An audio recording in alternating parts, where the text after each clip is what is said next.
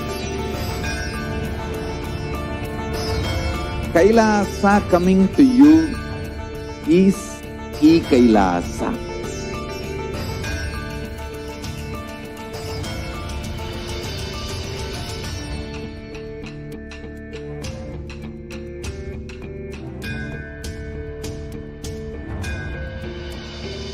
I will revive Hinduism. I am a Hindu revivalist, not by any revolution, but by evolution.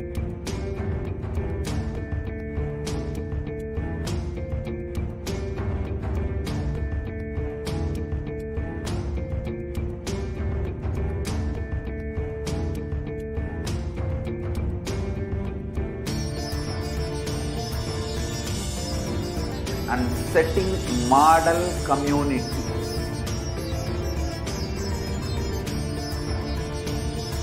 Kailasa, enlightenment ecosystems, Sarvanya Pitas all over the world.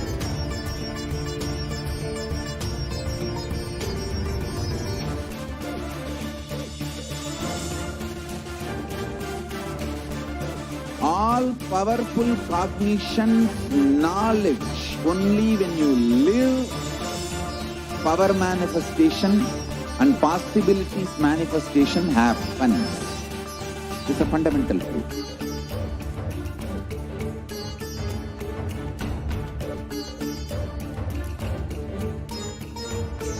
Hinduism cannot live exclusively as one sampradaya. No. All sampradayas of Hinduism is an ecosystem.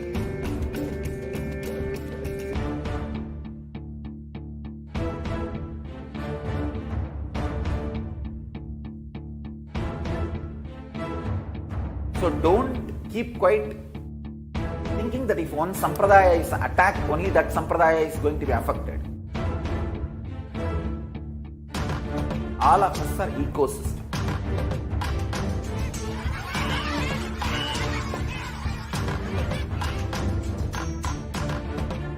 I invite all of you to get involved and enjoy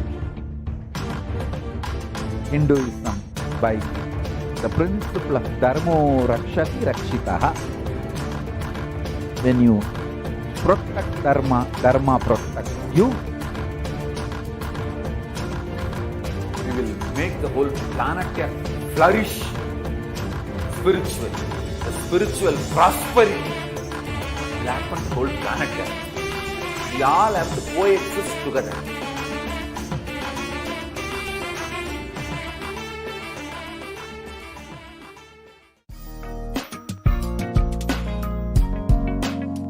We get you health.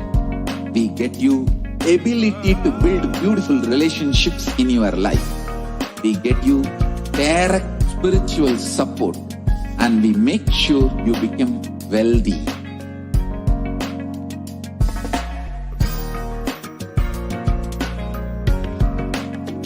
We won't stop giving you just good life. We will literally not stop till you live enlightened life. Manifesting the state of Paramashiva, space of Paramashiva, powers of Paramashiva, being of Paramashiva.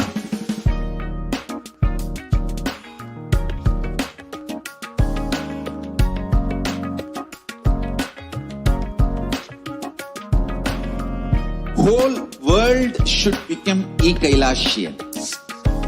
I want the whole world to know Hindus have something great to contribute to the world.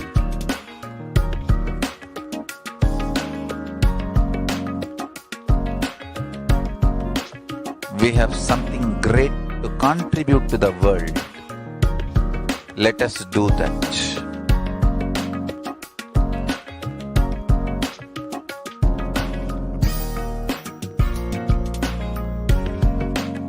Kailasa is proper customized spiritual service, helping you to identify your root patterns of suffering.